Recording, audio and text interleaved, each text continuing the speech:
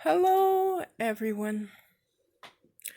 I'm back again to talk about my thoughts on the 10 Commandments. Today, we will be talking or thinking about the 9th Commandment, which is the first of those that talk about coveting. The 9th Commandment: you shall not covet your neighbor's wife. Now, to explain that perhaps a little clearer, I will read from Micah chapter 2, verse 2. They covet fields and seize them. They also take houses. They deprive a man of his home, a person of his inheritance. Those are people who covet. When you covet a person's wife and try to take them away from that person or neighbor, you aren't just taking a wife, you're taking his home. Because the home isn't just a building. A home isn't just a place of shelter. A home consists of your family. And a wife is the center of that man's family. And when you covet or plan evilly to take a man's wife away from them, coveting isn't just saying, oh, I wish I had a wife like so-and-so's wife.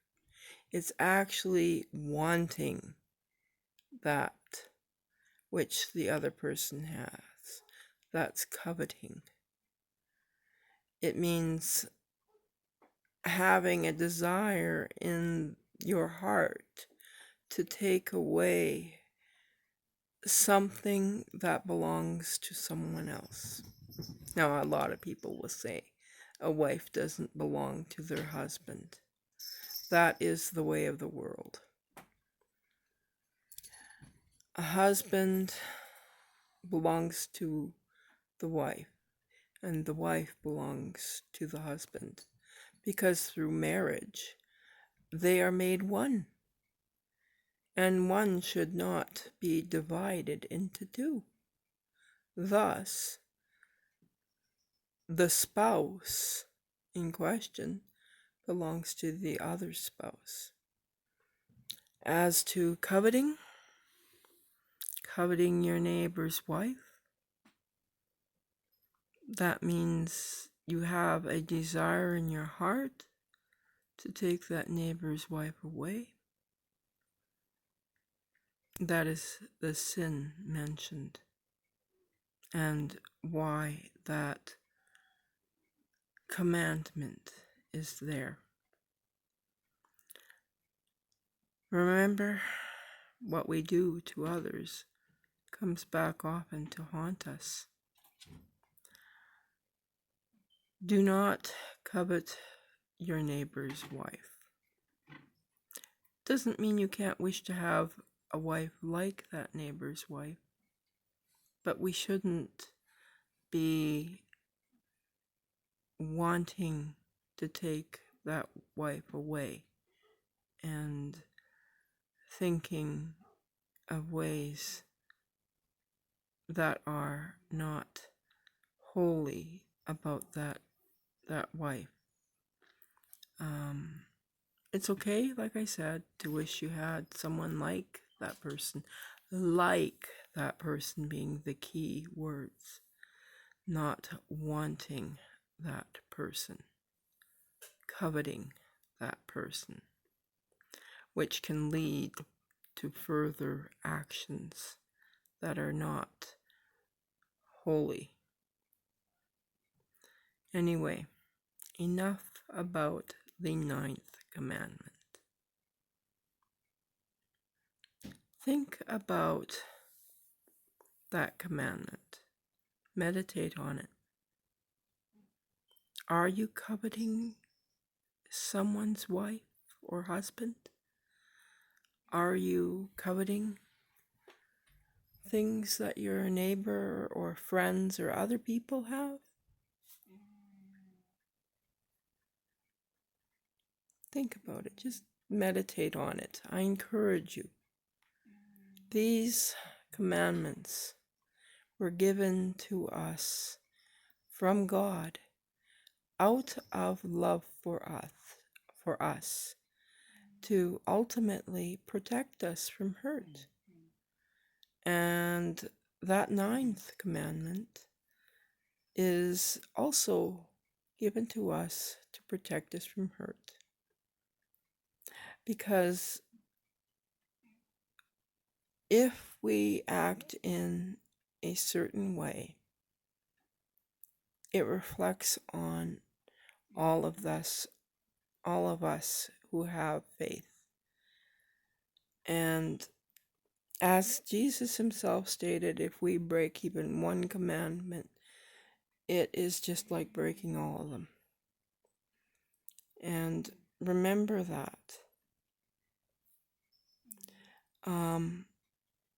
To a lot of people, it may seem that coveting other people's spouses or items isn't a bad thing. It is, because coveting is not the same as wishing you had something similar. It's actually wanting what that person has. That's different. That's a sin in the thoughts that you have.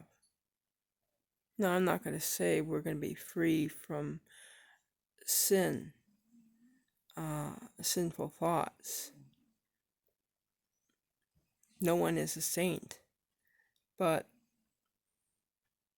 it is just a guidance commandment. Don't cover it. Anyway, because think about it.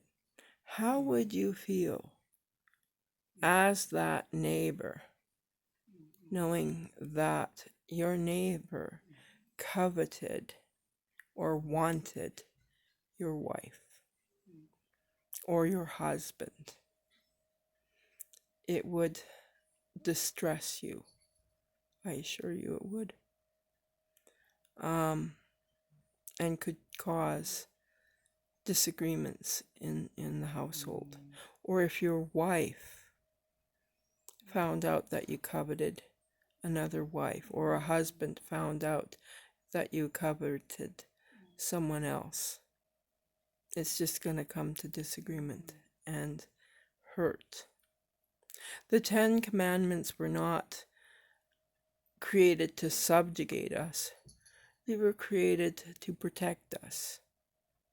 Just think about it that way. Coveting can hurt us. It can turn on us in the end. Just remember that. Next time, God willing, I will come and talk about the last or 10th commandment in this series of commandments. That of coveting our neighbor's goods.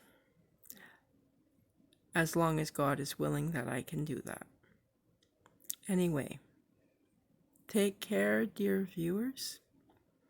I hope that these videos are helping you to think about and consider what is in the 10 Commandments, and that it helps you to understand them and helps you on your journey of faith or understandment. Take care. Until next time, may God be with you. May God bless you and keep you safe.